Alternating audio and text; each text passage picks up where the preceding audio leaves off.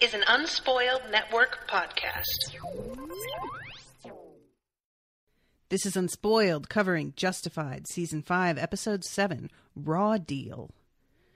In this episode, remember how last time I was talking about how lenient Art was being? Well, it turns out Raylan is such a fucking brat that he still thinks Art's being too hard on him. I should have seen that coming. Welcome to Unspoiled. On this lonely road, trying to make it home, doing it by my lonesome, pissed off, who wants some? I'm fighting for my soul, God, get at your boy. You try to go, I fall back, I go hard. On this lonely road, trying to make it home, doing it by my lonesome, pissed off, who wants some? Wow, you went with Art and Raylan over Johnny. Yeah, I just am so irritated. The Johnny thing is fun, but because I specifically addressed, and we had like a pretty good extended conversation about that particular thing, that he is getting off very lightly. The fact that there's this like confrontation between the two of them at the end of this where he's genuinely believes that this guy is being too harsh. You could have lost your job a million times over. You could have been arrested. Like, oh my God, I just can't get over the balls of this guy. So yeah, that kind of, it hasn't overshadowed the events of the show, but in terms of like what I was thinking about in particular that stood out to me for the intro, I was just like, this motherfucker. No, I get it. I think Raylan would have vastly preferred if he and Art like had a knockdown, drag out fight. I think he almost would have preferred having the cops called on him and him getting arrested to Art just laying back and just giving him piddling little shit and not talking to him, not dealing with him. That I don't think that Raylan was expecting that kind of reaction, and I don't think he can take it as well as he could something that was more direct. That's true. Well, welcome to the show, everybody. I'm Natasha. And I'm Alan. And, yeah, this is the show. Unspoiled is a show where one of the co-hosts doesn't know what the fuck is going on. Which apparently somebody who reviewed our Hannibal episodes did not understand. So I'm just, addressing that. The other co-host knows everything, and I get at least a star for that. So that's exciting. Right? That 1 star is for Alan. Damn right. So, yeah, I have not seen any of this show before. And Alan has seen it all, and I am unspoiled. And that's the way this goes, for those of you who didn't know. Yeah, so this episode was... I went back and forth so many times from being kind of jubilant to then being like, mostly, what's going on with Ava is hard to watch, man. Yeah. That is a subplot that I didn't expect to be a thing, and I appreciate that it is. Like, I like that they're taking a look at this, but it is ugly and very stressful as a viewer, honestly. I think because we're dealing with so many unknown factors, and I've gotten to know the other characters and the people that we're dealing with and the other plot lines, but these are a bunch of ladies who... And there's nowhere to go to get away from them, you know? Like, you confront another dealer and then you go home or whatever. And she has to lay in a bunk in an open room where they can just come at her whenever. Yeah, I hate it. And I find it unnerving how comfortable everybody is with the way that it is in here. Mm-hmm. And that's something that I just couldn't. I can't get past that when I watch those scenes. Yeah, I think that's fair. But we are getting a little ahead of ourselves. Are we good to jump into this? Let's do it, yeah. All right. So, Justified, Season 5, Episode 7, Raw Deal, written by V.J. Boyd. This is the 4th of 5 episodes he did for Justified. And it's directed by Bill Johnson. This is his 6th and final episode that he directed, but he actually stays on as an editor for the entire series. Oh, okay, cool. So our pre-credits scenes, we have 3 really quick scenes. we open with Daryl and Danny locking and loading for their deal with Boyd. And Kendall is left in charge of the bar. Everything, pretty much. Of everything, really, yeah. And Daryl actually stops him. And he does. We talked about, like, Daryl's going to figure this out. And Daryl says, like, hey, you've been off lately. Is everything okay? And Kendall says that it is. And so Daryl says, okay. And as he walks away, Danny kind of shoots him a wink that feels way more like a threat. Oh, yeah. Like, this is one of those things that, like, if you are a sane person who thinks through your actions, that's part of the thing you factor in. Can the person that I just, like, let witness me murder someone in cold blood keep a secret and have a poker face?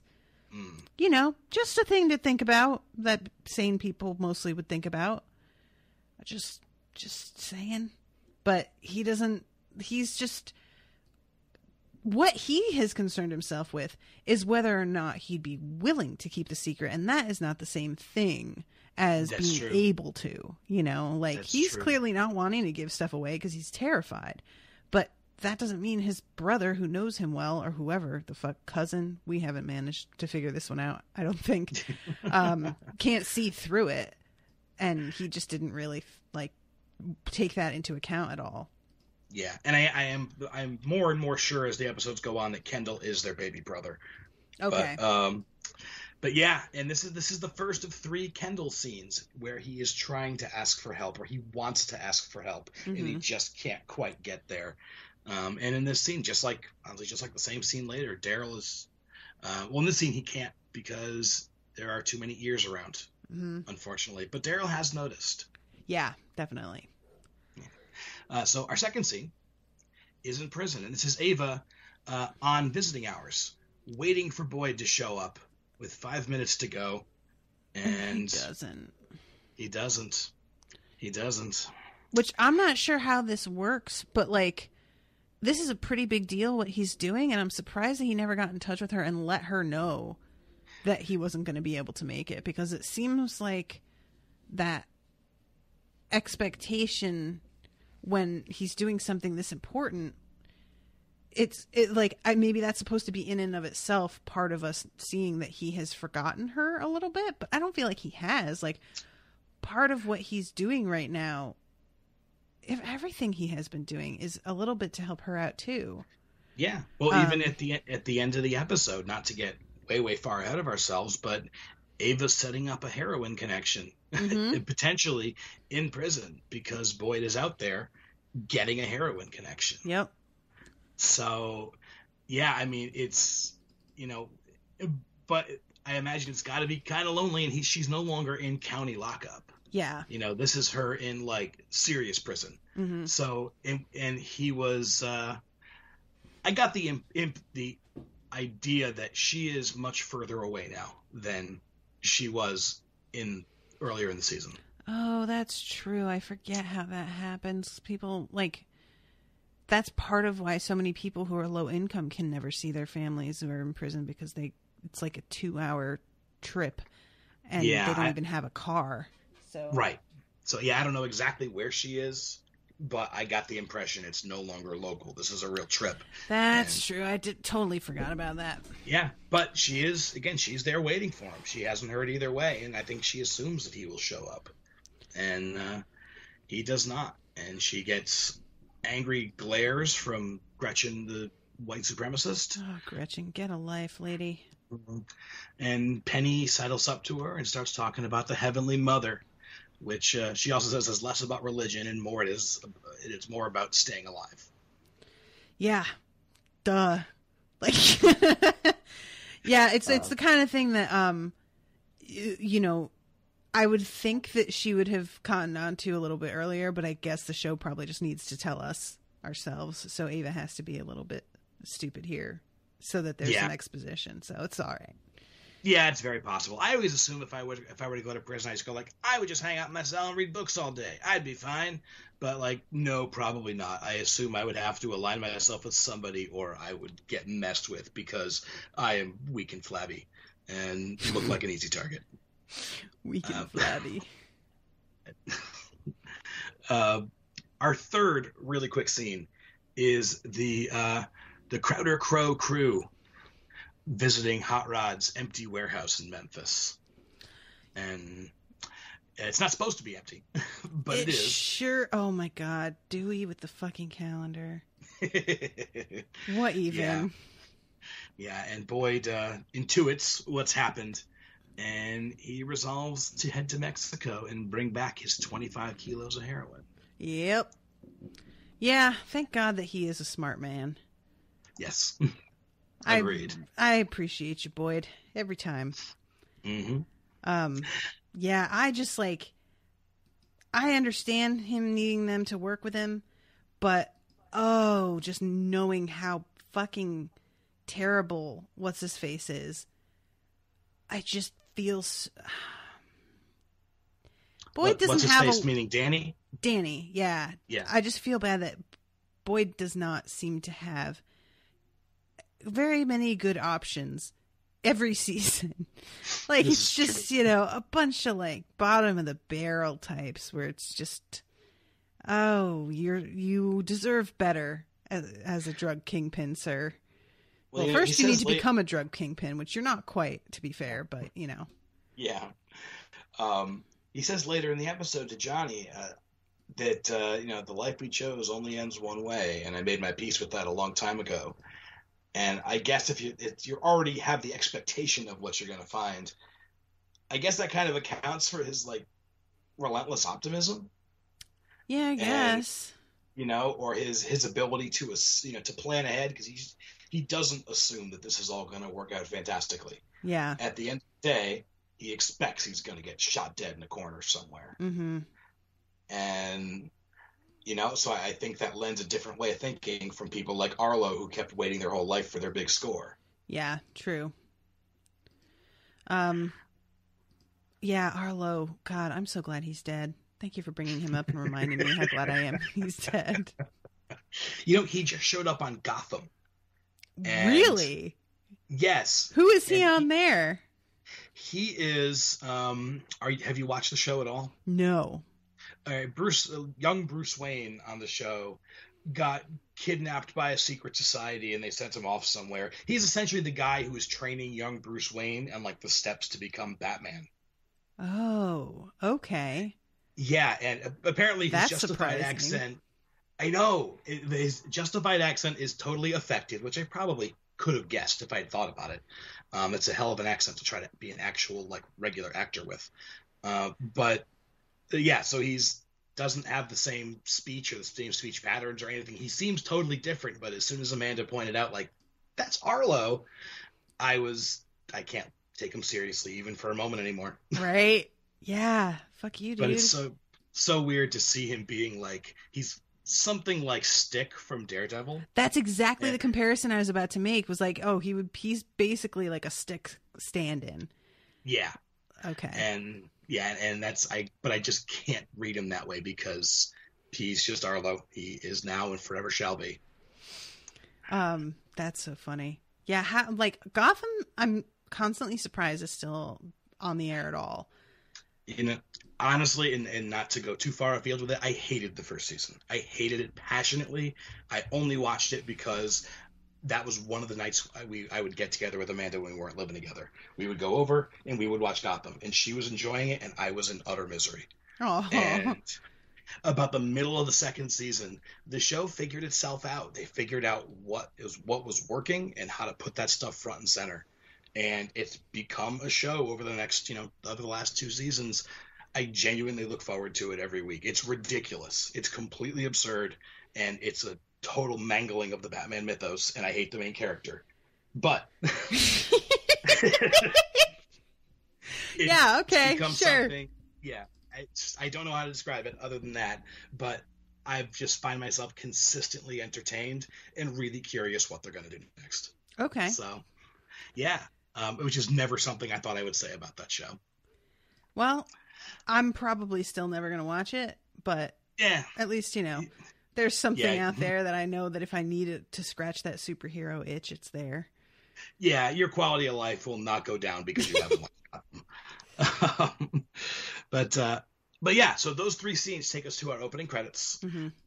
We come back to the Marshall station, and it is 7 a.m. Raylan looks hungover and miserable. Yep. And he learns that Art has put him in charge of walk-ins because this guy Larry has shown up, and he wants his online backgammon money. And he is a total bag of dicks about it. Yeah, this guy is... It's... Why are people like this? Because we know these people. These people are real. Mm-hmm. Why do people think that there is a advantage to acting this way? What exactly do they think they're accomplishing with this? I think he thinks he is so smart that the rest of the people aren't going to pick up on, just how condescending he's being. I guess. Huh. Yeah, that's maybe, yeah. Because I just can't fathom being such a fucking cunt right out of the gate for no reason. You're coming here asking these people for help. I guess he thinks that they're fucking him over. But still, they're the ones with all the power. Maybe that's why. Maybe I just answered my own question. Maybe so, but I mean, we see later on it doesn't end well for Larry. But the way that he treats the guy he brought along as muscle, Kemp, the way he treats him because he's got that phone call on him, and and so he thinks like, well, clearly I've won, so I can, Again, we're getting ahead of ourselves, but yeah, I think he thinks that he is smart and he's got this figured out, and he thinks Raylan's an idiot, and he thinks everyone's an idiot. True. So I don't know. I think that he's got a little personal joke going on about these silly people who aren't nearly as good as I am. But yeah, he sucks. Yes, Larry we're sucks. saying him. So yeah, the Marshal Service apparently has confiscated this website that belonged to Monroe, the guy from the early part of the season with the mansion, because there's this domain has been seized sign up on the website now, except for Marshall's is spelled wrong. Which, I love that so much, because that is the kind of detail that if you're just, overcome with anger at what is happening to you, you would miss that. You would totally miss that, right? I probably would. I would miss it even if I wasn't overcome with anger. I double L on Marshall. That's just, that's an easy thing to overlook. And I do like later on T.C. Fleming when he updates his blog about how he just totally screwed over this Marshall. He spells it wrong again. Oh man, I forgot about that. Yeah. I forgot about that. So, I didn't even notice that. Lovely. Yep. Okay. Yep. But yeah, so Raylan informs this guy that this wasn't us. You got hosed, and Larry storms out.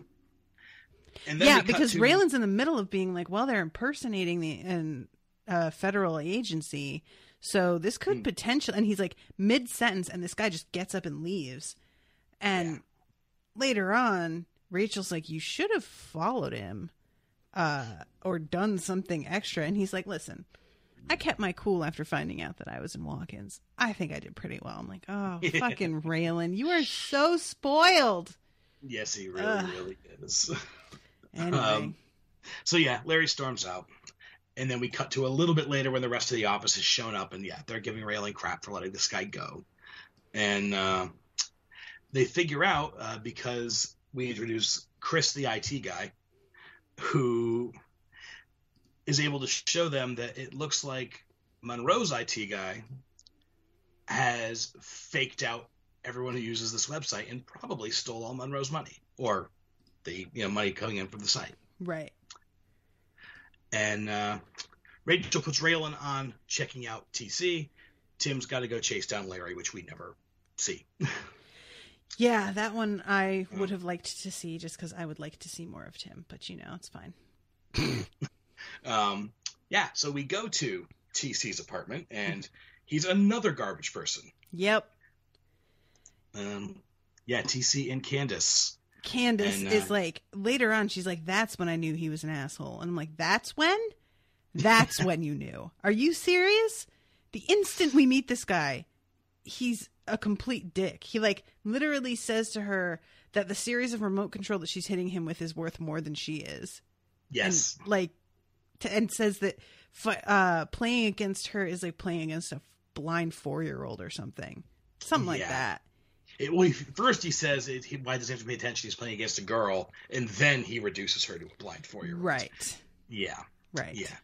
He is the worst internet neckbeard. He's the prototypical internet neckbeard. Yeah. So much. Again, this show has a way of creating hateable people very quickly. True. But yeah, so they are there. They are hanging out. TC is awful. And there's a knock at the door, and it is Larry with a giant man named Mr. Kemp. Giant man. Correct. Yeah. And TC thinks that they are new clients, but as soon as they mention the website, the guy goes for his taser. That doesn't really work because Kemp has a gun immediately on them. Right. And they put the gun next to Candace's arm and say, I can basically disintegrate this arm unless you would like to. Oh, that was so awful. I felt really bad for her. Yeah. I just, like, she doesn't. Why you gotta bring poor Candace into this? She got herself into this. I get it, but Yeah, really... like I said, she doesn't exactly seem like a wilting flower either. Right. She is, and she said she helps later on that she helps him with all the coding. So yeah, true. She's complicit. It doesn't make their treatment of her any better, or any more justified. So. But yeah, so they set this up and they kind of get the information they need, and then Larry goes into like Bond villain mode and tells them way too much of his master plan, which results in Kemp shooting Larry in the face. Yeah. I probably maybe shouldn't feel as bad for him as I do because he is such a dick, and he, like you said, should know better than to just tell them what he's.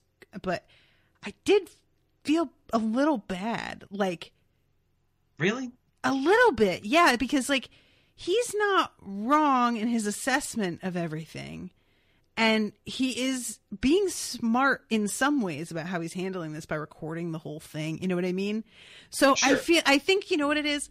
He is an organized person and I am an organized person. And it's always upsetting to me when organization turns out to be for nothing. He tried, he really did. Yeah, that's true. But again, he took it too far as I organized this. I figured it out. And therefore, you need to do what I say. Mm-hmm. And he should have, like so many people on this show, he cannot read a room. Yeah. And when Kemp finds out that they're going to get $250,000 on this, but he agreed to do it for only $5, Larry says, "Shut up! I got evidence on you. It's right here on my phone." Pow. And he winds up getting shot through his phone, through his head. Which is my favorite because he's like, "Oh, I'm not only going to kill you, I'm going to destroy the source of evidence."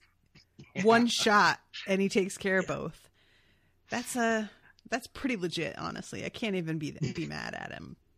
Yeah, it's fun. It's fun. And Larry's dead, so that's cool. I'm always about Larry being dead. True. Seriously. So back in prison. I didn't ask you, by the way. We see Ava's prison haircut. Oh, right. Finally. What did you think? You were wondering if it was going to be... You know what? What it was going to be. I didn't actually notice it too much, so I guess that's a good sign, right? Because it isn't noticeably oh, she clearly went to a stylist. And it also doesn't feel distractingly terrible. All right, cool. I didn't think so either. So yeah. Good. Yeah, so I think that's probably as good as you can ask for, really. Yeah. I like, though, that when she's sitting by herself, she's always touching it. She's very aware that it's gone. I didn't notice that. Yeah, she's always kind of reaching up and just kind of, which I know how that is when you have a new hairstyle. You're always just, when I got bangs at first, I was always like, oh my God, I have bangs, touching them. But so, yeah, I don't really understand though, because I thought she was going to cut more of it off. Why didn't she? It doesn't. I thought she was doing it so that they couldn't like grab it and come after her, but they can still grab it. There's plenty there. It's like I think that Gretchen was cutting her hair as like as a show of power, and so Ava cutting off her own hair is robbing them of their ability to take that away from her.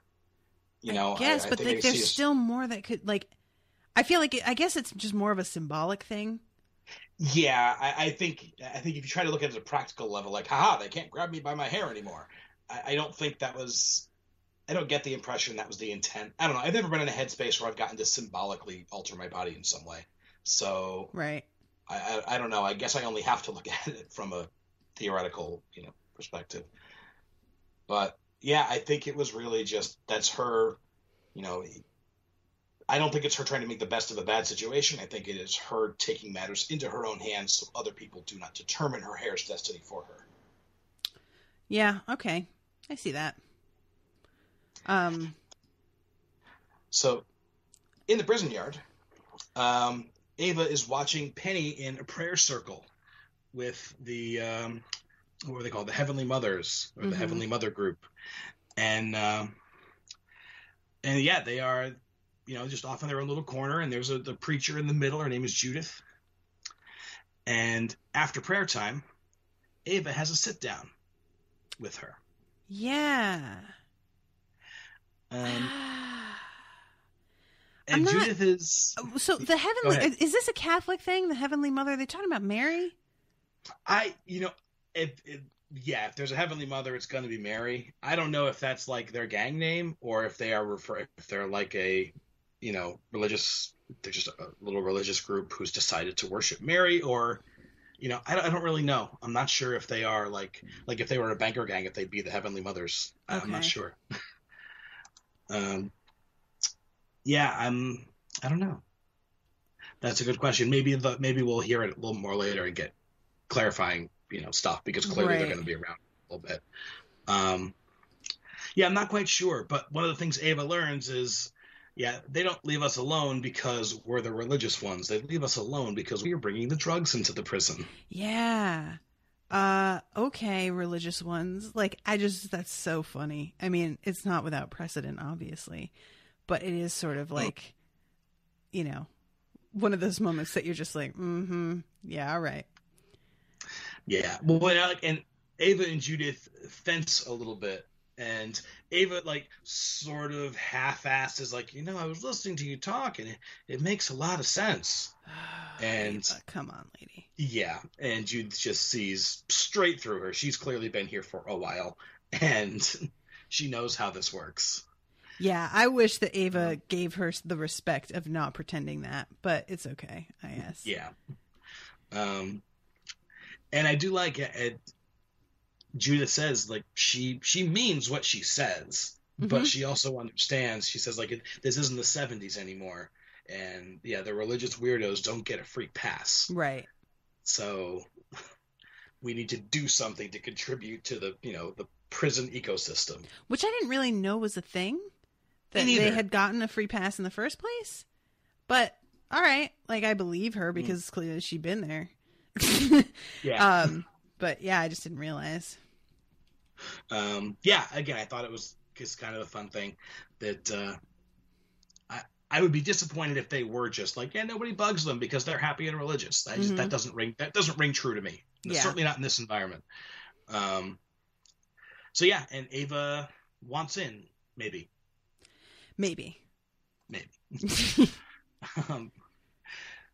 Then we go to Johnny. And Johnny is in Mexico trying to scoop Boyd's heroin deal. Oh, Johnny. And he talks to Alberto Ruiz, who pulls up looking for a Mr. Crowder.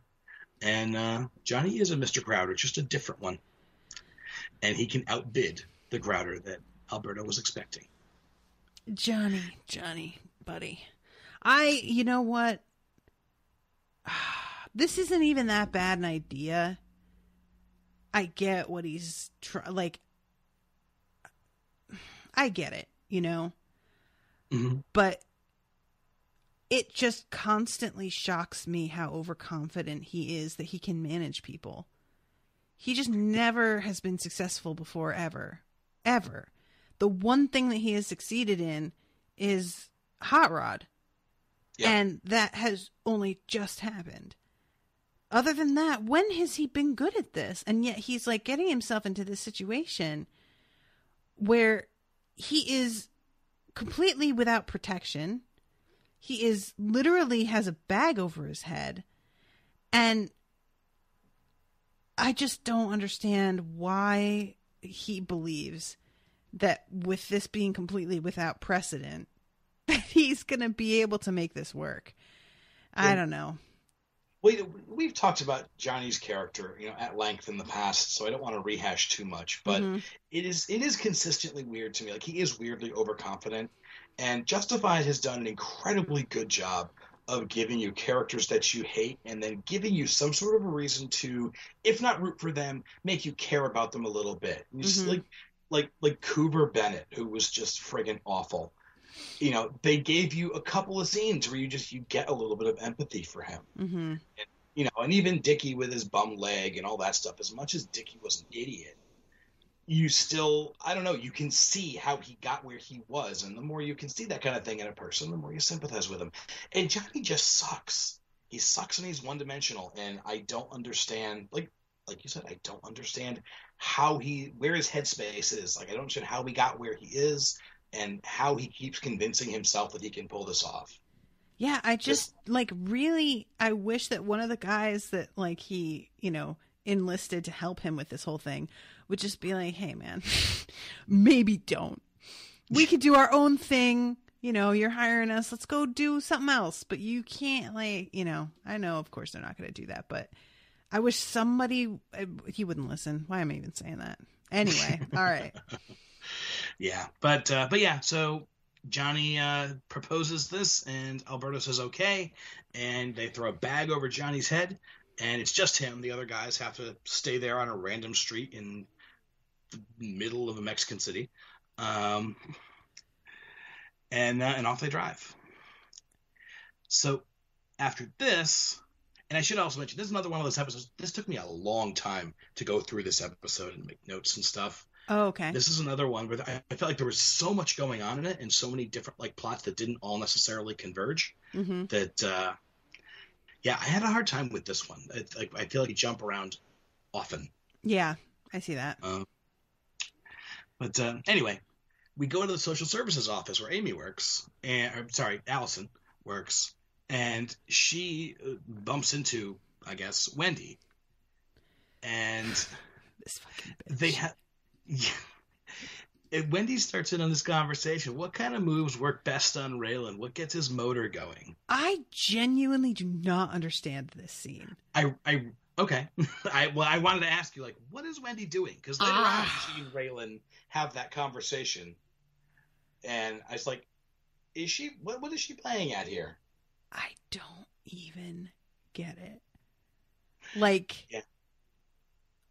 Why? What are I don't get it. I really don't. Is it just a mind game? Is that it? I think this scene, at least, I think it is a mind game. I think she, being a crow, she's a little shitty. And so she, as long as she is here, she's going to let Allison know she's here, take an opportunity to fuck with her a little, and then go about her business. Okay. I don't know exactly what the motivation for that is, other than she was raised in a family of people who fuck with each other. I guess. But yeah. But after talking to Allison for a little bit, and that conversation obviously goes nowhere, she turns out she's not actually there to see her. She's there to see Allison's boss on some sort of business that she's not disclosing right now. Yeah. Okay. She's blowing her boss, right? Oh, I didn't get that at all. I'm assuming, there was something about the way that she said it. I'm going to see your boss. And then she turns around and walks away, and Allison... So, go ahead. Well, Allison is watching her with her pleather skirt with the giant slash up the back. Yeah, the camera very specifically focuses on her ass. Yeah. Which is, yeah, it's a very like weirdly blatant camera move. But I didn't actually get that impression. Maybe. I thought that was what they were suggesting by focusing on her ass, was that she was like, oh, I'm going to talk to your boss. And by talk, I mean, I wore this incredibly office inappropriate skirt. That, I mean, maybe, you know what I mean? Like, maybe the feminine wiles kind of play into it a little bit, but I don't think like that to me would severely undercut the character of Wendy that we know, because she is the one who gets what she wants because she's smart. True. I guess that's part of why I'm confused, because she's acting like we're saying that, but she just was saying, well, how do I fuck your boyfriend? Yeah. Or, you know, I don't know. I don't know. Maybe it's a thing that I have seen in movies and TV shows but never been a part of. Just that thing of, I'm going to steal your boyfriend because we're in high school. Right. And, you know, I mean, maybe it's a play on that kind of a scene. But, I don't know. It's a weird scene. I like it. I like the two of them together. Maybe I just like Wendy. I don't know. But I love watching her. She's great. But it is kind of an odd scene. And, yeah, I think it's almost like a harbinger scene. Like, everything about this scene says several things are going to potentially go wrong now. Right. Yeah. But we'll come back to what happens because we don't actually see her scene with the boss. Yeah. That's kind of part of the thing for me too, is that we don't see it. So I'm just like, what? All we know is that she does tell on her and that she's establishing a pattern of, but like, I don't. Then focusing on her ass was just for the sake of it, I guess. Maybe. Really? Maybe. Show? Because they don't really tend to do that too much on this show. No, they're pretty good about avoiding that stuff normally. Again, it is weird. That camera shot is, I think, the thing that really throws me. Or maybe it is just like that. As smart as Wendy is, she doesn't totally understand what office appropriate means. I don't know. Or maybe it's like, as smart as she is, she's not above doing some shady shit, which we already know is true. Okay, sure. All right, yeah. I don't know though. Like, it's so. It does feel just so different from what I'm used to with them. Yeah. All right. But anyway, yeah, that scene ends and we don't come back to it for a little bit. We instead go back to Mexico, where the black SUV is pulling up in front of like this giant, I don't know, is this a hacienda? Yes, Via. Okay. So it pulls up in front of a big house. And, well done. And they take out a man with a bag over his head, and it is Boyd Crowder. Yeah, surprise. They're both here. Yeah. Pockets full of Crowders. Mm-hmm. And so Boyd and Johnny get to go wait in the living room for Mr. Yoon. Yeah. This is so, like, I didn't see this coming at all. Yeah. The whole way that this goes down. So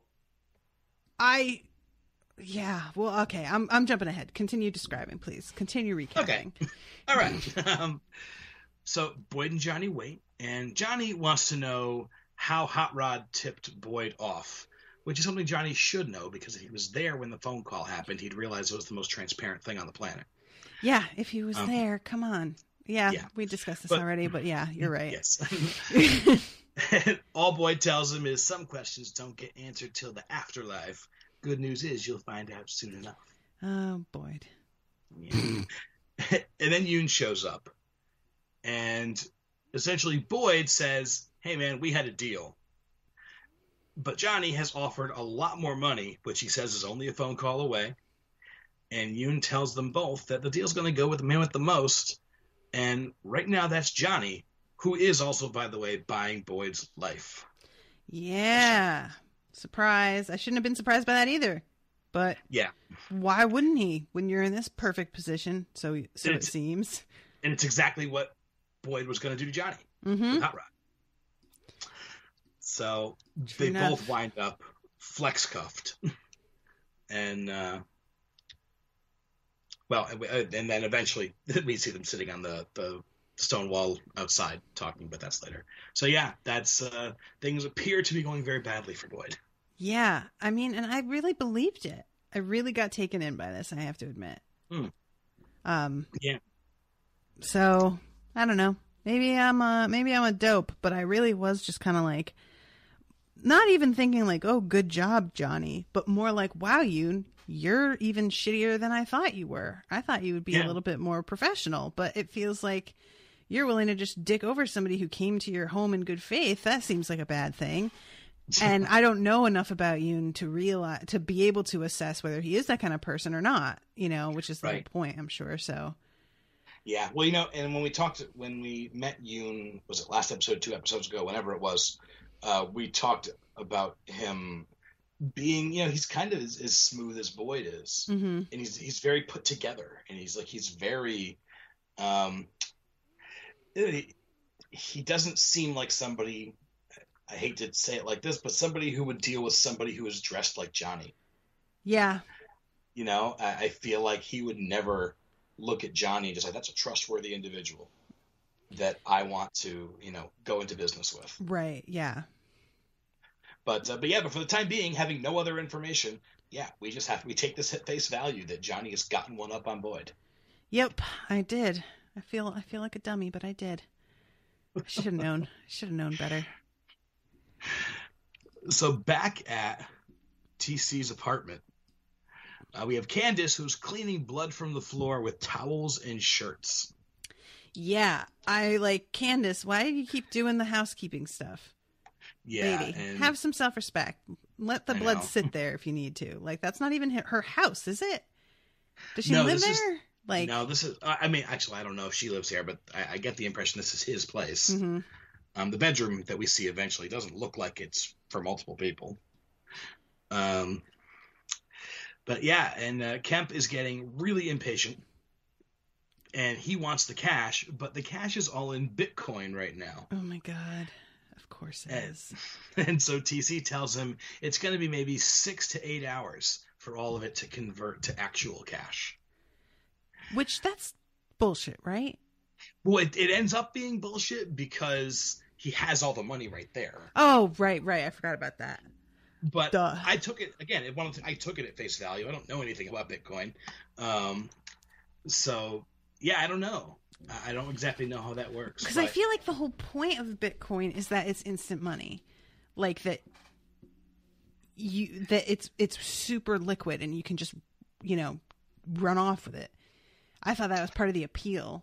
That's more than I know about Bitcoin. So yeah, I don't know. Yeah, I don't know either. That's one of those things. Like, yeah, Bitcoin is worth a ton to somebody who will take your Bitcoin. Right. Yeah. And I don't see Kemp running in a lot of circles that use Bitcoin as currency. So TC is killing time basically. Yeah. Kemp looks out the window, sees Raylan pulls up, and knows it is time to leave. So he grabs Candace as insurance and takes off. And then they pass Raylan in the stairwell. And they make a fugitive joke. Why doesn't Raylan get this joke? Why doesn't he see? Like, it doesn't seem like he gets. Am I crazy? It doesn't seem like it connects for him. Like, I think that he sees them and says, like, well, because he even mentions them in just a second. But I think he goes, like, there's something weird about them, but they're not the people that I'm here for, so I'm going to keep moving. Yeah, I guess so. It just... I can't believe it took them 5 seasons to make a joke about the fugitive, honestly. That's true. And for those who haven't seen the episode in a while, Kemp calls himself Dr. Richard Kimball. Dr. Richard Kimball. Go get him! Sorry. Yeah, and in the fugitive, there was a one-armed man, and as we're about to find out, in this episode, we have a one-legged man. Oh, that's right. That's right. That was I did think of that actually because I watched this twice, and the first time was like 2 weeks ago. And when he says Dr. Richard Kimball, and then hadn't noticed that this guy had one leg. And when I saw that, I started cracking up because I was like, oh, I hope that was on purpose. I don't know if it was a coincidence, but that's pretty great. Yeah. I don't think there's any way that could have been a coincidence. That's such a unique thing to have a character be. Right.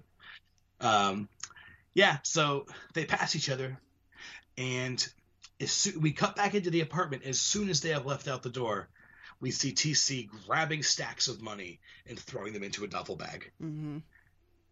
And then moments after that, Raylan essentially barges into the apartment. He does that thing where he can essentially just walk right in. Yep. Over people's objections all the time. Always. And about 10 seconds after he enters, he sees the blood. The situation escalates, and TC bails, runs over to his bedroom, and that's when we learn he's got a prosthetic leg. But despite the prosthetic leg, manages to jump out the window, slide down the flagpole, flip Raylan the bird, and take off running. I just cannot. That when Raylan just kind of goes, huh. I was like, yeah, right? Like, you can't even be mad. That's just kind of amazing. Flips him the bird. Oh, what a motherfucker. Seriously. And we follow that up with back at the marshal's office, where Raylan is taking a lot of crap for letting a one-legged man get away from him. Mm-hmm. And he was surprisingly fleet. I forgot that's the way that he said that. Yeah. Then and I should say, before they leave the apartment, Raylan does find the blown out corpse of Larry hanging out in the tub. Oh, so that was right. mystery I forgot solved about there. that because there's blood like all over the place. Yes. Yeah. Candace did not do a good job. But yeah, back at Marshall's headquarters, Raylan's taking crap from people. And Rachel is very much being surrogate art here. Mm-hmm. Now, then tech guy, Chris, comes in. God. And shows everybody the gaming website now redirects to TC's blog, where he's bragging, I just made this U.S. Marshal my bitch. Can we talk about this tech guy? I want him to be in every episode from now on, please. Because Raylan asks if he can reply. And this guy says, replying to a blog post. No, that technology is years away. I can't even say it without laughing. Like, he's so deadpan and then turns and walks out. Oh, that was brutal. I loved it the most. I needed that. Yeah. Thanks, guy. And then we cut to Raylan making a reply. I kind of wish he was hunting and pecking with two fingers. Right? Just like, oh shit, delete. Wait, I just pressed enter. Oh shit, I just posted I.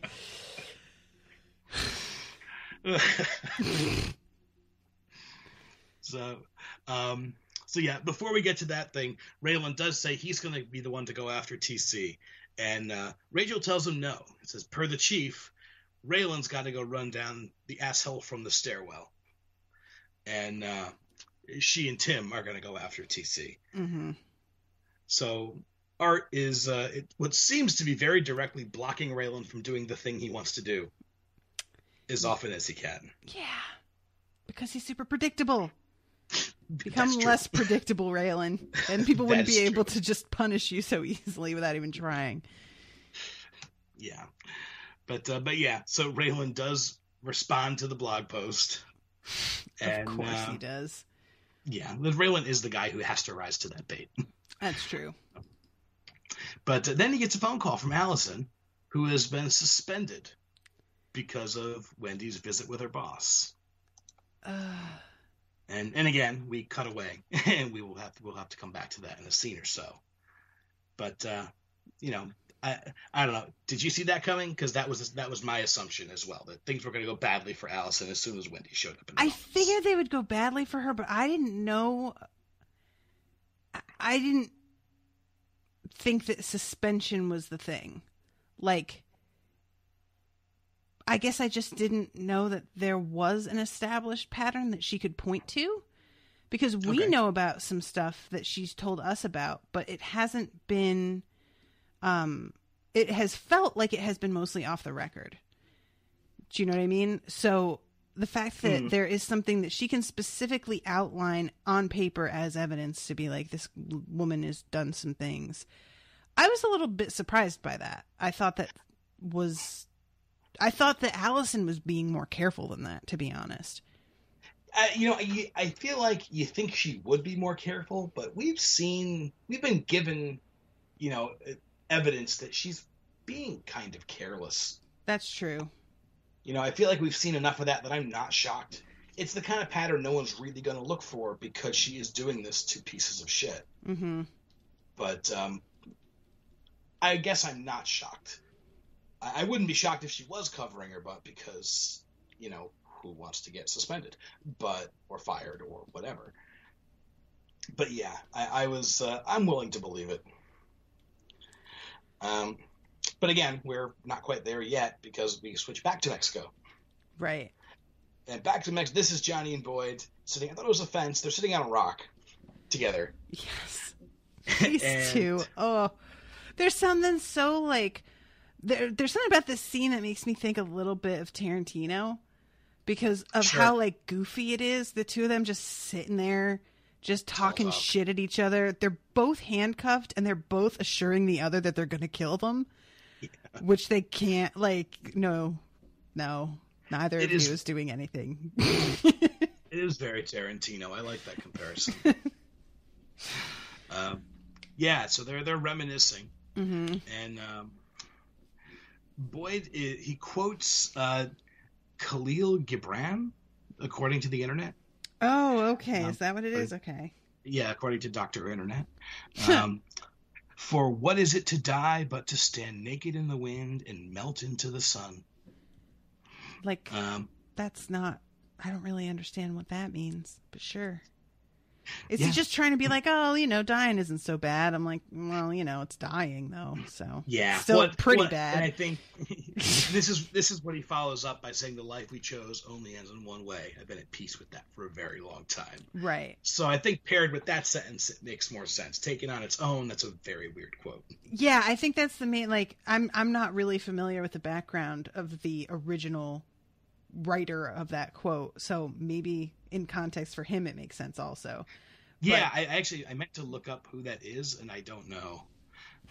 There are some listeners right now who are very angry at both of us for not knowing who this person is. I'm kind of curious, and it's going to come up to be somebody that I should really, really know. Right.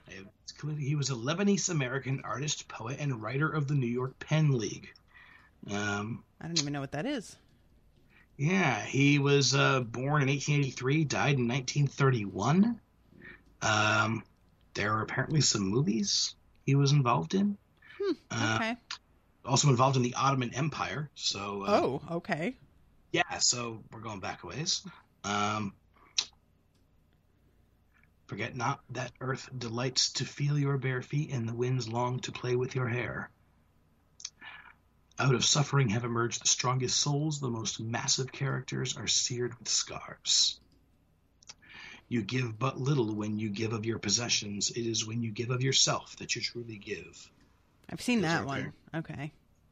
His famous quotes. He's and everything Google is telling me is that he is a famous poet. And Goodreads calls him the author of The Prophet. So, yeah, that must be his famous thing. Sorry, guys, for not knowing that. I'm not cultured or. Yeah, not up on my Lebanese poetry. Forgive me. So anyway, yeah, kind of an obscure quote to pull out, but Boyd's a, esoteric kind of guy. Mm-hmm. That's true. I mean, I'm unsurprised that he knows this, because that seems like, he was in prison for a while. I'm sure he did a lot of reading, get into the L and Lebanese poetry in the library. All right. Yeah. I do like the image of Boyd super buttoned up with the pocket watch, and Johnny with the camo pants and the denim shirt and the hunting jacket. And I don't know. I don't think I've ever really seen the two of them like on it. I guess presented as equals, as this scene sort of does. So I like that. Yeah, same. So yeah, they talk about an old high school girlfriend that Boyd gave Johnny 2 weeks to sleep with her, and Johnny failed, and so Boyd took advantage. Yeah, it's not my fault you only got to first base. You only gave me 2 weeks. Like I said, it's not my fault. I was just like, yeah, 2 weeks. That's a pretty good amount of time when you're like hormone riddled, whatever. Yeah, I think that was fair. Addled. That's the one. Addled. Thank you. What a good word addled is, huh? I like it. Oh yeah, it's a good one. Yeah, and then Johnny, of course, comes back to say that after Boyd's dead, he will wait 2 weeks before I missed the way that he says it, before he pursues Ava. He's not quite that kind. I hate him so much for that. The way that he behaves as if she's just a benefit that you just get with the job. Oh, he's so gross. I hate him so much. Well, only a few more scenes and then no worries. So they're waiting, and then Johnny's money finally shows up. It's one of Hot Rod's guys shows up with the suitcase full of money. And Alberto takes the money, cuts Johnny free, and tells him that Boyd is his to do with as he pleases, as long as he's not killed on this side of the border. Because dead Americans in Mexico creates problems for them. Yeah, that makes sense. And in this moment, Johnny has won. Yep. Yeah, I was really like I said, it felt almost like a little bit of a guest right thing with Game of Thrones. Where I was like, man, he is really just letting himself be that guy publicly that will fuck somebody over. That is a ballsy move as a businessman. But I guess if there's enough money, then you will just do what you need to do. But yeah, it turns out, no, he is smarter than that. And he doesn't need the money that bad. It's really what I think it comes down to also. Because he's doing fine by the looks of this place. So clearly. Yeah. And, and I don't know. I guess it's kind of fitting that Johnny has a moment where it feels like where it does feel like he's won. He's been trying to get anything for 2 years, 5 years, excuse me. So I guess giving him a moment in the sun is, I guess I don't want to say he's earned it, but he's kind of earned it. No. No? I'm being too generous. He hasn't earned shit. I just have no patience for this guy. Maybe he has. I don't know. I'm not objective. Don't ask me. I guess I maybe what I'm trying to say is I feel like it's time for the big Johnny story, except at the end of the day, it's really not that big of a story. Right. Yeah. But I think that's really what it is. You know what? I don't want to say anything about whether he earned it, but I think his story has been so full of stop, start, that I'm just oh my God, just let it end. Just put the guy out of his misery because he can't. And that's kind of what Boyd winds up saying to him. So, yeah. So, Johnny takes Boyd. They leave. And now we go to Allison and Raylan, where we find out how Wendy got her suspended. And she researched every case Allison had ever been involved in. She mapped out, quote, a pattern of misconduct, unquote, including an old arrest for pot. And she may have dropped their relationship with her relationship with Raylan. Which Oops. I guess it doesn't look good with him going, but I wish, because she says, go down there and tell her it was Rachel. Oh, she says her, huh? So yeah, I guess it wasn't a blowjob. Might have been it might have been a girl on girl thing, but unlikely, I'm going to guess. So yeah, she says, tell her that. And I'm sure that'll be a big help. And Raylan's just like, oh, I'm moving on. Which I kind of was like, Raylan, you should maybe just go vouch for her. But that probably wouldn't look good either. So. Yeah. But yeah, so she also reveals that Wendy threatened to, this is where he use her feminine wiles on Raylan. And he says Wendy is not his type. But then Allison says, criminal family, tramp stamp. I thought she was exactly your type. I don't know how she knows about the tramp stamp. I don't know. There was no, actually, yeah. The scene where we saw that was the first episode, and that was Raylan and the guy from Anchorman. Yeah, that wasn't her. I don't know. Yeah, because I kept an eye on the scene where she walks away the second time I watched it, thinking that's where she saw it, and her shirt's tucked in. She doesn't see it there, so I was kind of like, where did that come from? But maybe when she was at the home where she went to go check on Kendall. Oh yeah, you know what? I bet I don't know, right. but That's right. I'm spitballing. Yeah, I don't know. Anyway, they're wrapping up, and Raylan goes to cash them out, and it turns out his credit card's been declined. Mm-hmm. So Allison pays. I kind of love the guy being like, I hope you're on a date right now. I'm like, you motherfucker. Yeah. And TC has screwed up his credit and emptied all of his bank accounts. That's rough, man. Yeah. He'll just fuck your life up. That is just a vindictive move. And Raylan stays fairly cool on the phone, but this is really shitty. The internet is a scary thing, and people who know how to use it are even scarier. Right. And it's like, I don't think this guy is some big time anything. This seems like he's doing somewhat basic shit that just looks impressive to us who don't know how to do this. Yeah. I do like Raylan tells him that they have a special squad for guys like him. They're all deputies missing limbs to make it fair. Right. I love their interaction was just really fun. Like, I like the fact that he's just, even though he is really irritated, of course you would be, he is just a little bit like, well, that's a solid move, buddy. Good job. Almost like admiring. He's not threatened by this guy. Right. Yeah, and Raylan obviously needs money because everyone needs money, but he doesn't need money in the way that is going to, this isn't going to ruin his life, at least not in the short term. Mm-hmm. So he's willing to play along. But after the phone call, Tim tells Raylan that Chris, the IT guy, tracked the Wi-Fi signal to a specific hotel room and that they're sending a fugitive task force on the way. Yeah, when he says this, I'm like, oh, mother, this is going to be embarrassing. Yeah, and Raylan questions it, but Tim's response, which makes sense, goes, the guy's got skill enough to empty your bank account at will. If he wasn't stupid, he'd be Steve Jobs, right? So, yes, he did make a mistake this basic, don't you worry.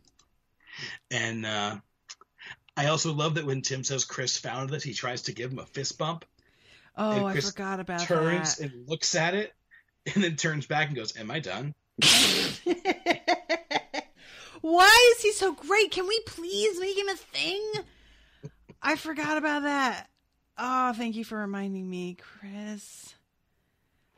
It's hysterical. It's so good. So, so they are apparently closing in on TC's location, and Raylan tells them not to do a thing till he gets there because it's going to be him coming through the door. Mm-hmm. But again, we cut away, and we are at Audrey's, and this is where Kendall tries to talk to Wendy about something, but she's in way too much of a hurry. Mm-hmm. And she asks him if it's important, and he goes, no, not really. Man, I wish that she was better at reading people because that was so obvious.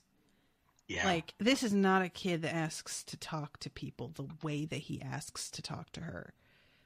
And that was hard for him to do.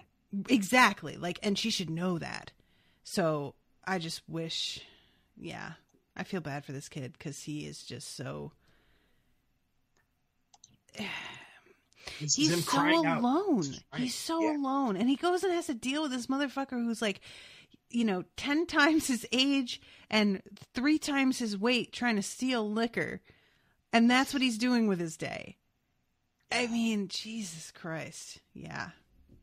Yeah. And so after fending off that guy, he calls his Uncle Jack and he wants to know if he's living anywhere near Kentucky. I really hope this turns into a thing because somebody needs to do something. Yeah, and we don't know who that is. We don't know, anything about that. But given his current situation, Uncle Jack sounds good to me. Yeah. So back in prison, this is where we see how the drugs come in. This is unfortunate. Yeah, it turns out that the plumber brings them in, and Penny, and now Ava, can take them back by rolling them up in her towel. But it has a price, and that price is the guard on duty gets to go and have sex with Penny.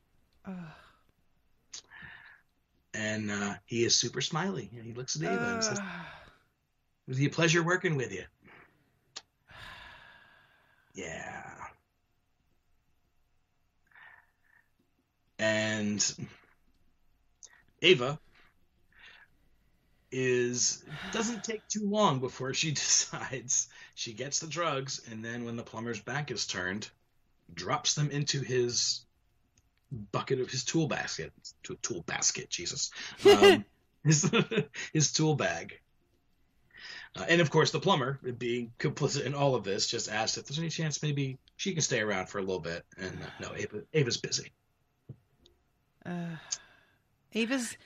The way that she answers him is so, like, she's trying to keep it casual despite her fucking insides wanting to crawl out of her body. Yeah.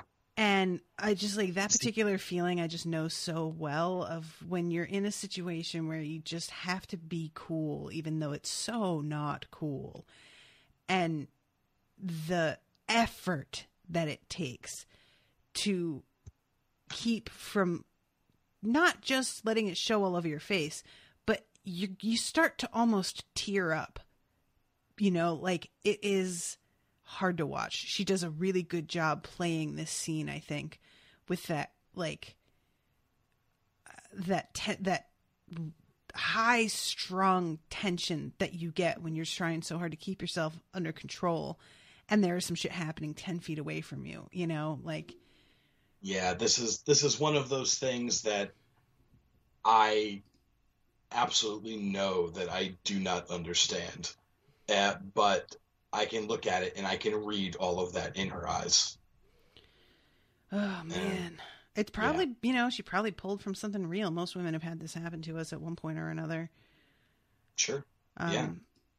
But, oh, God, not like this. I'm not saying this, but, you know, just been in a situation with somebody that you feel like you can't do anything but try and get out without getting too scathed by what's happening around you. Yeah. And the way that he turns away from her and, like, crouches in and watches. Oh, God. Yeah. Yeah. So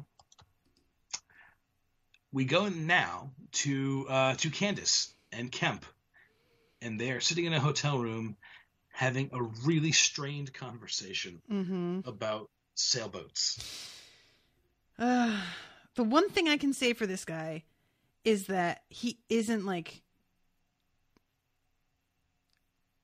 trying to fuck her, first of all. Points for that. And he isn't giving me the impression that he would try and fuck her over. He isn't trying to menace her in any other way other than she is his hostage right now. Right.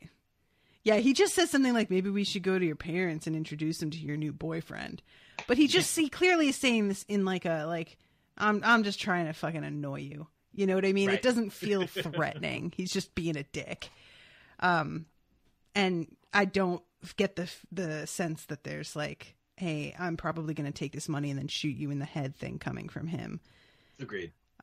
Which, you know, is kind of surprising because he's very clearly happy with shooting people in the head, has no problem with that. So, well, he had no problem shooting Larry in the head. That's a whole different thing. Which is true.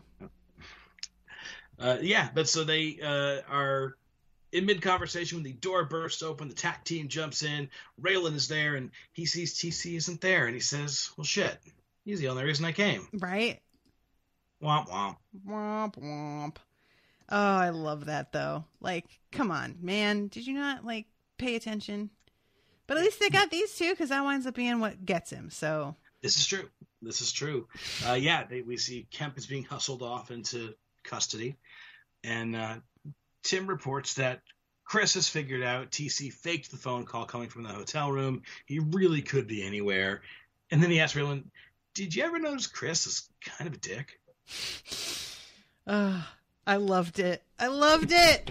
Chris forever.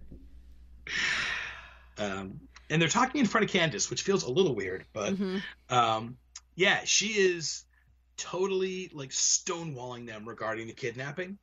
And they try to like, well, I see the bruises on your arm. Is that, are you going to tell me you fell down the stairs, or did he give those to you? And she again is just like, hey, I give as good as I get. Screw you, copper. But Copper. But he's sick and tired of. She is sick and tired of him talking shit about her computer skills. So I'm going to tell you where he is, which is his grandmother's basement, because of course it is. I really like, okay. I guess, because I'm thinking about how one-legged dude, what's his name again? TC. How he knows where they are. I guess he's probably tracking Candace's cards. Maybe? That could be. I'm just like, how? Yeah, I guess he could. Because, the fact that he's able to, like, it's not just a decoy. It's not just like, I'm sending you to the other side of the state for funsies. He's doing it specifically to get these two caught. I'm like, That is just such a dick move. So, and again, with her saying that was when I knew he was an asshole, was when he said that I made the sandwiches. I'm like, oh, girl, you need better judgment. Clearly, I mean, overall, that is obviously true, but. Grandma's basement, which I'm kind of shocked that they didn't go to his family immediately already. Like, I would think that's where you would start, right? Well, he did say when Raylan came downstairs, said, your grandmother did, I'm surprised you're down here because your grandmother said she hadn't seen you in weeks. So they gave him, the cold shoulder, or I don't know, not the cold shoulder, but they weren't willing to play ball with it until, so I guess, I mean, I don't know. Can you search a family member's house without a warrant? Or that's my question is I'm not sure how much like information you need to have to guarantee, because I don't know how she knows for sure that he's there either. I would think that she's just guessing. So I don't know that would be necessarily enough to just bust in either. Do you know what I mean? Like, what makes her just being like, he's probably here, any more legit than them just showing up and being like, hey, we're guessing that he's with family. But I don't know. I don't know about that stuff. Yeah, I don't know. But I'm willing to go with it. I said it's fine by me. So they capture him. He's upset, but there's no struggle. There's no Raylan takes his fake leg, because Raylan just likes to be a dick. I mean, that's fair. He jumped out the window and gave him the finger. Yeah, you can take his leg. All the same, they didn't really need to do that. But on the ride back, they have a conversation. TC is just kind of like, all right, I'm caught. What do I need to know? What happened? But Raylan isn't really there for any of it. He does make sure that he knows that she did it because he's disrespected her computer skills. They talk a little bit. He lost his leg when he was 14 to cancer. I don't know how that works, but whatever. I don't. I'm not up on the all that. The leg cancer. Yeah, right. Like, I was like, how do I say this? Leg. I'm not up on the leg cancer. I guess, sure. But we also find out that Raylan assumes that he's got tons of money, and he actually doesn't. But he does know how to be caller number 7 on all the radio call-in shows, or whatever caller is going to win the prize. Yeah. So I really liked this detail. Yeah. Yeah. And he tries to, get Raylan to give him a better deal or whatever. And Raylan has no interest in doing that. And you just say, well, I can teach you how to be caller number 7. And Raylan looks intrigued. Yeah, of course you would be. I would definitely take him up on that. Because apparently, I mean, Raylan's not great at this with computer stuff. Yes, that's so true. if he's able to teach him how to do this must be pretty easy. I kind of want to look into this myself, but Phone freaking for dummies. Yeah, exactly. Yeah. Yeah. Back at the Marshall station, Rachel is wrapping up with Raylan on Art's behalf. We find out that Wendy got rid of Raylan's request to have Daryl's parole rescinded. So Daryl is in Kentucky for as long as he wants to be. Mm-hmm. And then Raylan says, this is ridiculous. And he goes to have it out with Art. And like you said, Raylan is, it's kind of amazing how quickly this got to him, given what could have happened. I mean, come on, dude. Like, this is what happens when you're somebody to whom consequences never happen. Yeah, that's true. The second anything inconveniences you even, you freak out. Okay, so off topic a tiny bit here, but have you watched The People versus O.J. Simpson? We watched the first 4 episodes and we had to stop, and I have not picked it back up, but I really loved what I saw. Oh, it's so good. And there is something in particular, and I wasn't able to really put my finger on it as a child, of course, because I didn't understand enough about people then. But when I was a kid, when this case is going on, people would talk about OJ and use the word charming, which I found really strange because when I saw him in interviews, I thought he was really weird. And I didn't understand why people found him charming because he seemed almost like a child to me. There was something about him that I was just like, what is with this dude? And there is another documentary that is about the trial and about OJ that I was talking about with Rashawn the other day. And I guess she said that the people in this documentary are people who knew him as a kid. And that they tell these stories about him that while they're able to laugh at them now, are actually objectively proof that he's a shitty person.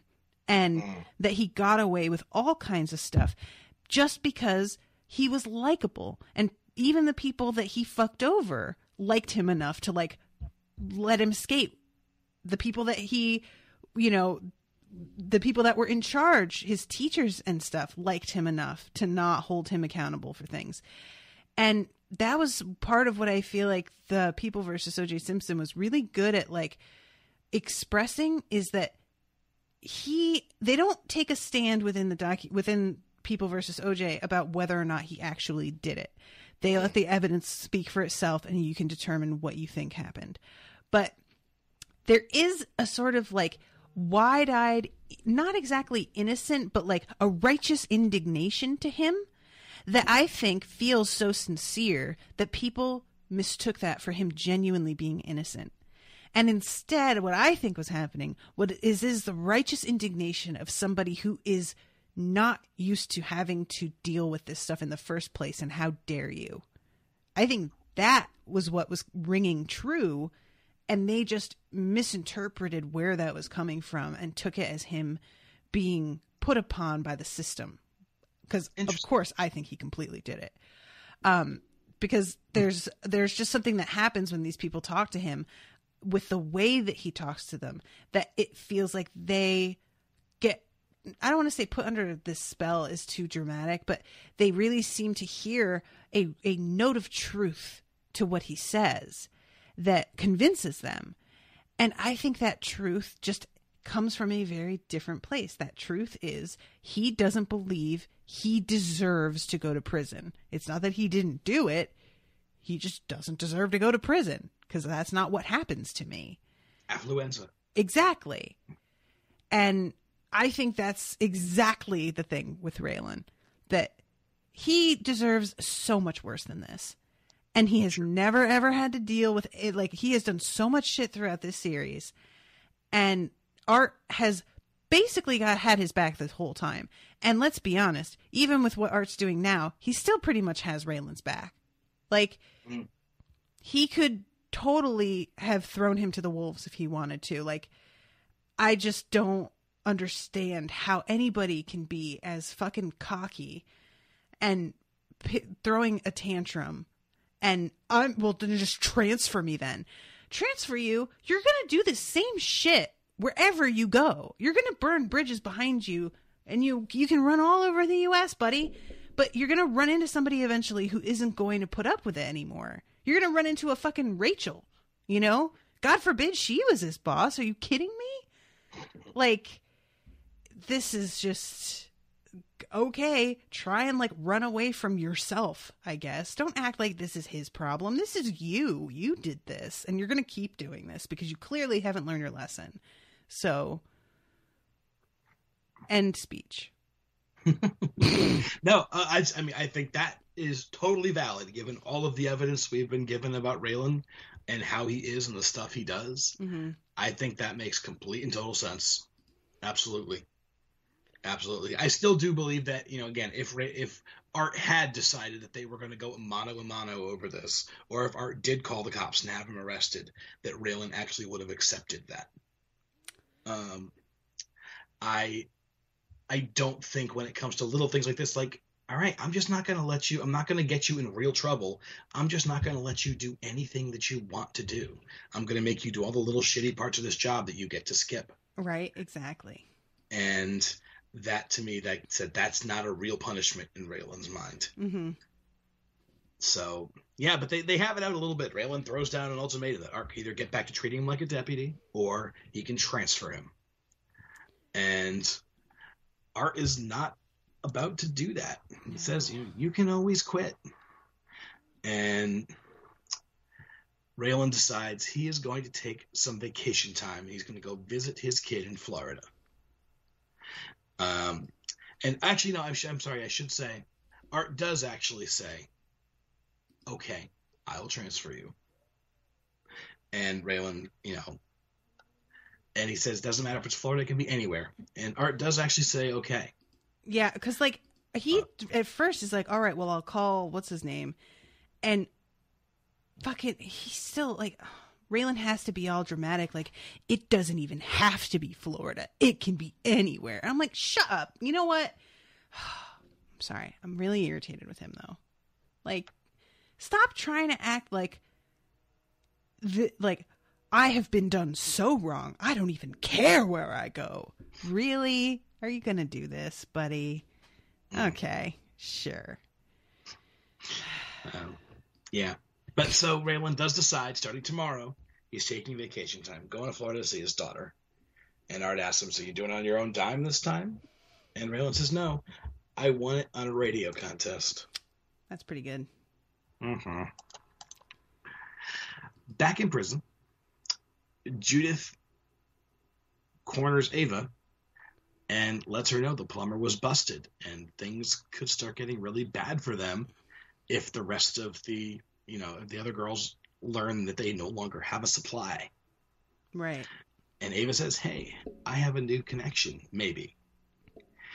Which Judith is okay with, although the hard part is getting it inside. She also says, though, I wonder if it's a coincidence that the day this guy got busted is the day that you met him. Yeah, I was kind of like wishing that Ava had waited one day to be like, oh, you know what? I looked into it and I know somebody that might be able to help. Because just dropping that right away, the lady's probably smart enough that even waiting a day wouldn't necessarily make that big a difference. But it just seems very, very risky to do. It's within like the same hour, you know, like. So but do you think, does Ava have a plan here, or is she like freestyling this? I think she's freestyling. Yeah. Yeah. Yeah. You know what I was thinking too? I thought of this, like, it was so weird. Late at night last night when I was like falling asleep, I was thinking about this episode, and it suddenly occurred to me because you had said something before. I was thinking that it was just fucking vengeance that guard did this to her. But then you were like, well, maybe somebody set her up, which I was like, I don't even know who would do that. And I still don't really think that's what it was. But if it were, I would think that it would be Lee's wife. Okay. Because she just kind of sense. vanished, and she's definitely got a bone to pick. And since he was going after Ava anyway, since she was the only one that was like, nailed down in a consistent location, right? I could see her just continuing her husband's work with that, and just trying to make her life miserable in order to make Boyd miserable. We definitely have not seen her in a while. Mm-hmm. So yeah, and that was one again. I think our brains are on totally different wavelengths with that scene, because the very first time I saw it, was the only thought in my head is that someone was setting her up to keep her in jail. And and so I was shocked that you weren't there as well. Yeah. But that's just my brain being my brain. So Ava is inserting herself into this process rather forcefully as their new heroin distributor, mm-hmm. which, unbeknownst to her, is about to become a whole lot harder. Whatever plan she thinks she has. Yeah. But we're not there yet. Instead, we go to Wendy and Raylan drinking in a hotel bar. And Raylan's trying to convince her to help him get Daryl. Wendy, what are you doing, girl? She's super coy. She's super flirty. And, I hate this so much. Like, I don't know what it is. I just think there's something about law enforcement men that is so sexy. Oh, no, Girl. she doesn't say law enforcement men. She says, what was it? Abuse of government privilege. Is that what she says? Yeah, I find your blatant abuse of government privilege incredibly sexy. Oh, I didn't even realize that. I was too distracted by her, like, coming on to him, being like, my room has a bed and 2 chairs. What? Yeah. What? It's such a bizarre scene. Again, it's such a, like, what is she doing? Mm-hmm. And we already kind of talked about it earlier, but, like, what the hell is she playing at? Because this seems so completely against type for what we've seen of her so far. It doesn't seem to have a precedent to it, really. Right. I mean, maybe she is just a flirty person. I don't know. But in this conversation, Raylan, first of all, he makes the argument that if she really cared about her family and about Kendall, she would have him back in Florida. Mm-hmm. And he drops on her that Daryl killed Dilly. Duh. Yeah. Which is really does not seem to have occurred to her. No. Or if it did, she just didn't really want to face it. But she seems shocked by this. Like, I think she has a blind spot for that. I know she knows what her brothers are capable of, but the idea of them killing one of their other brothers is, it's a complete and total shock to her. mm-hmm. And, she plays it off. And he says, take a week or two, think about it. Mm-hmm. And then tells her to pick up the tab because he's having trouble with his card. And he leaves, but she is still thinking very hard about this. Yeah. Yeah, because he points out that she's been registered at, as he puts it, 3rd-tier law school for since the beginning of this decade and has never quite been able to finish. And he's like, if you were able to get him out of your hair, you can actually, do something with your life. Instead of constantly following around, cleaning up his messes and dealing with this petty crime bullshit, Which, absolutely, that's a pretty solid sale, honestly. Wait a second, you get the impression, she's definitely a Slytherin, but yes, she isn't, default evil. True. Either. I mean, yeah, she could probably actually be a pretty good lawyer based on what we've seen of her, if she were able to make it there. Yeah, I still can't though with the I have a bed and 2 chairs. Well, the bed I could pass on, but the 2 chairs, got me now. Yeah. Such a weird scene, and we will have to see what's going on with that. Back to the Mexico desert for our big finale. In the Mexico desert, Johnny's VW van meets a box truck out in the middle of nowhere. And they get out, and Johnny hauls Boyd out and puts him on his knees. And then, just so Boyd gets a glimpse of what he lost, Johnny has his men open the van, only to find all of Boyd's guys waiting inside with guns. Yeah, this, I should have seen this coming. Once we got to this part, I knew something was up, but I just didn't think that Boyd had planned this far ahead. This is pretty goddamn good. Yeah, and well, and I wonder, because we see at the beginning of the episode that, the crows are mounting up. Mm-hmm. But Boyd would not have known about Johnny until Johnny talked to Yoon, and then Yoon called Boyd. Right. So I wonder exactly where they were. I refuse to believe that Boyd saw this coming. Exactly. Right. That's fair. Then again, Johnny has just done nothing but try to double cross him for 5 seasons, so maybe he would. Yeah, Johnny's not exactly difficult to predict, so I guess you could just kind of go with precedent on that one. I would love to see that conversation with all of his men. So I'm going to put you in the back of a truck in the middle of the Mexican desert. Right. And we're going to have you wait there until we show up. I promise we won't be more than 8 or 10 hours. But we're going to get there, and it's going to be awesome. This is... Okay. Continue. I'm jumping ahead. Okay. So yeah, it turns out Johnny kind of falls to his knees as he realizes that, yeah, he's been completely screwed over by Yoon.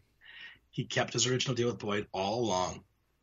And he even asks, why didn't you just kill me a long time ago? And Boyd says he wants to make sure that they had his money first. That's fair. And, of course, no bodies can fall in Mexico. And then he offers everyone who betrayed Hot Rod, you can go right back to him. All we got to do is get the dope back in the United States, and he'll take you back. Mm-hmm. And they're good with that. And, of course, that deal does not apply to Johnny. No. Yeah. I mean, do you think that he would take them back? I guess probably Boyd organized it with him first before saying that, right? Yeah, I would assume. Yeah, I'm assuming he's not going to do that without Hot Rod to say so. And I get the, as I haven't seen he doesn't seem quick to, trigger. He doesn't seem, I imagine they'll be doing shit duty for a while. Probably. But, I think Hot Rod's a guy who understands the allure of a lot of money, considering he just dropped his marijuana business for heroin business. So yeah, I think out of everyone we've seen on this show so far, Hot Rod is the guy who I think would take his people back. Yeah, I think you're right. But, it would be kind of a, who are the Black Gang? I'm forgetting the guy's name. With the, the holler? Yeah, I can either burn your arm with lye, or I can trust you to not do this again, but one more thing and you're a dead man. Right. I think it would kind of be a situation like that. Which also, I guess, means maybe Hot Rod wouldn't be the only person we've met who would take someone back. But, yeah, I don't know. I could see it. And I like Boyd says to Johnny, what you could never understand is that some men lead and some men follow.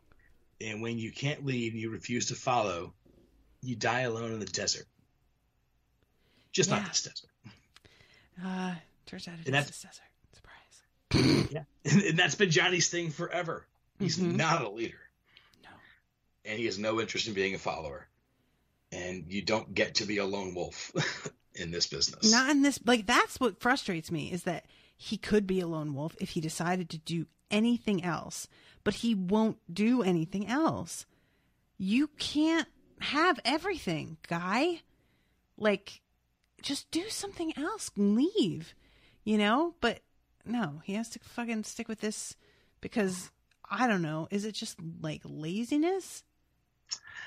Is it just all he knows? I gotta say it's all he knows, because we've never seen Johnny do anything else. Mm-hmm. We've never seen him have a hobby. We've never seen him pick up a book. True.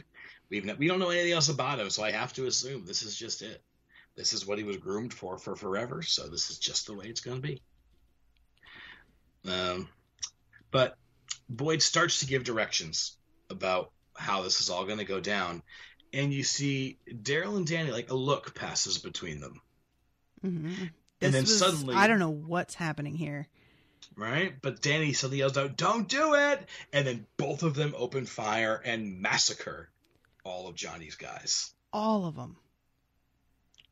And Boyd is just screaming, "What are you doing? What are you doing?" And Danny says, "He pulled on me." And then Daryl starts to argue with Danny. "Why'd you do that? I didn't have a choice."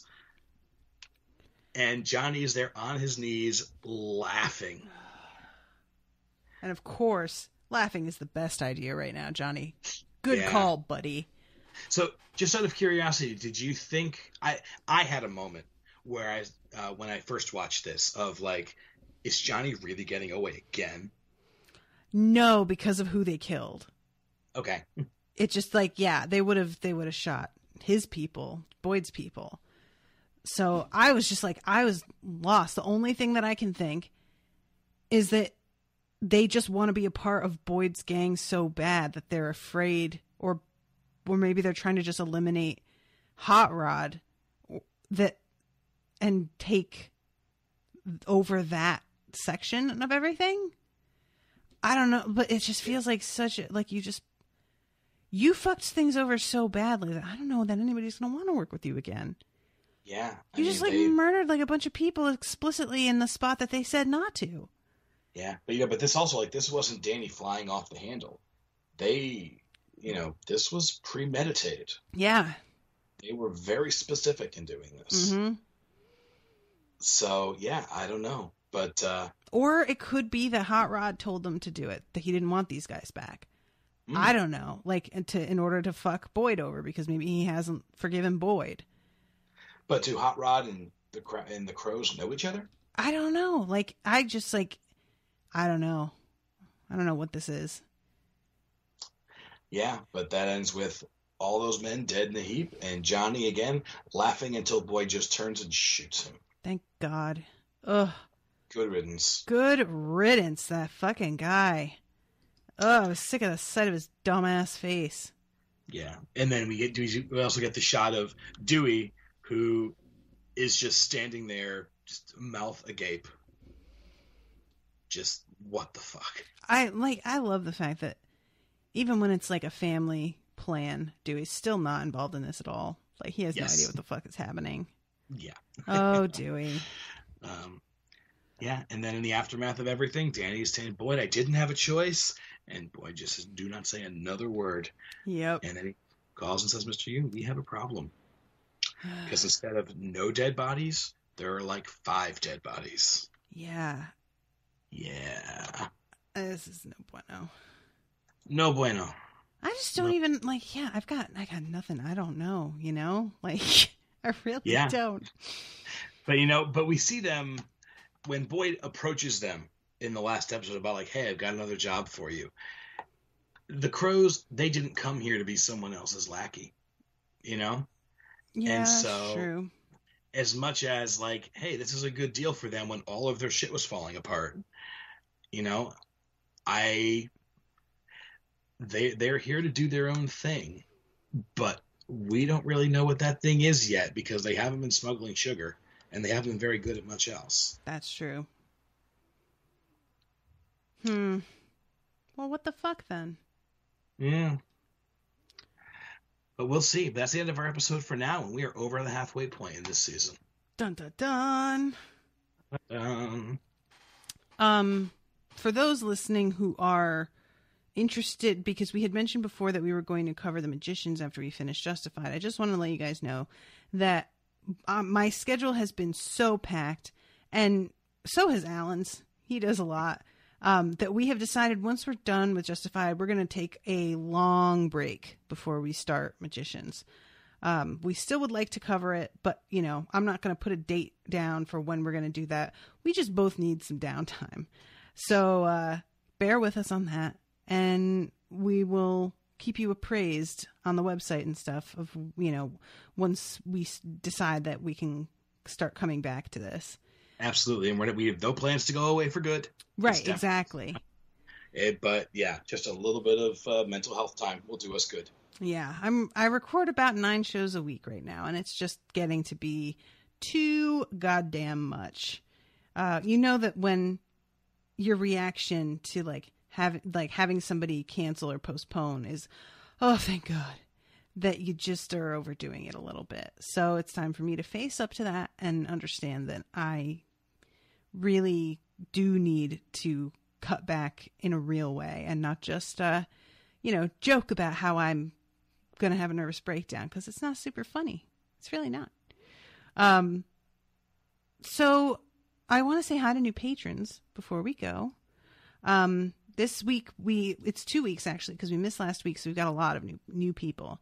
Vanessa Marino, Ariel Elena Feek, Emily Daniel, Sarah Sanders, Simone Solar, Andrew Nguyen, Amy Lucas, Katie Hansen, Nikki Caro, Karen J. Horlocker, Natalia Shabashova, Rachel Barsness, Adam Ashraf, Yama Castillo, Robin, Bill Stokes, Megan George, and Julie Thompson.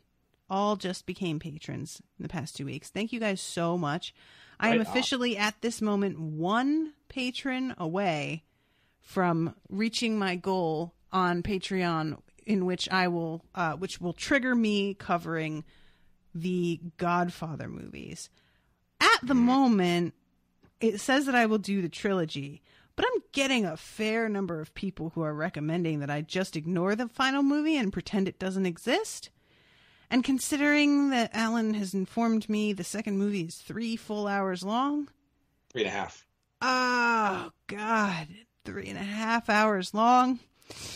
I probably will go ahead and just, watch the third one on my own time and just record on the first 2, because I had planned on marathoning all 3 movies in one day and then recording. So, considering the time, probably the recording will be more focused, more interesting, and overall more pleasurable to listen to if I keep things under control with just the first 2 movies. So we're 1 patron away, guys. Come on. Do it, guys. It's patreon.com/unspoiled. Do it for $1. me. This is our 3rd series. I've been wanting to make Godfather references, and I can't do it. Yeah, a lot of people have been expressing frustration that they want to say shit and they can't. So, yeah, guys, come on. Do it. Do it. Do it. Do it. You want to. All right. I think that's about... Oh, there was one other thing. I will be on Facebook. If you go to facebook.com/unspoiledpod and sign up for the newsletter, just click sign up. Once you confirm the subscription to the Unspoiled newsletter, you will get a link to a free bonus episode of me, Owen, and Maggie covering Wonder Woman for 2 hours. It's a long episode. We get into it. We all 3 of us enjoyed the movie. We definitely have some criticisms, but it was a lot of fun. And definitely the best out of DC for sure, easily. And yeah, it's free to you just for signing up for the newsletter, because as you all know, I'm trying to reach out to new audiences and maintain my contact with the audience that I have. And Facebook really limits who I can get in contact with, because they, force me to pay for more reach. And there are times where the information that I want to send out is really necessary. I really want everybody to see it. It's not just about advertising. It is, I'll get private messages or emails from people asking questions that I have addressed, but they're not seeing the answer. And having a direct way to connect with everybody via email will be so much easier. So I'll be able to let you guys know once I decide I'm going to start new shows. I'll be able to give you the links to download them from iTunes once it's all set up. I'll be able to, send out surveys and ask people what they're interested in seeing in the future. It'll just be so much better to do it via email, because Facebook is too restrictive. So yeah, facebook.com/unspoiledpod and sign up and get a free Wonder Woman episode. Is there anything you'd like to add, sir? Nope. Same as always. At Al Kingsley on Twitter. I've been a little quiet lately, but I'm going to try to pick that back up. Yeah, find me here. I'm here. All right. Well, thank you again so much, everybody, for listening, and we will see you next week. Or no, sorry, we are taking next week off because Alan is traveling, I think. Yes, I'm in Ohio. If anybody by any chance is a board gamer will be at Origins, I will be around.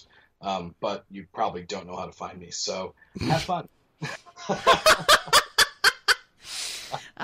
Okay. So we will see you in 2 weeks with a new episode. Thanks for listening, everybody. Toodaloo, motherfuckers. Bye. On this lonely road, trying to make it home, doing it by my lonesome, pissed off, who wants some? I'm fighting for my soul, God, get at your boy. You try to poke off, fall back, I go hard. On this lonely road, trying to make it home, doing it by my lonesome, pissed off, who wants some? I see them long, hard times to come. My life is ill, son, prepared to kill, son. Paradox of pain, baby, it's real, son. Lonely traveler, ain't trying to bow to you, but if you're feeling tough, dog, I walk up all challenges. Ain't got no family, you see this one to me, might lose your post. That was an Unspoiled Network podcast.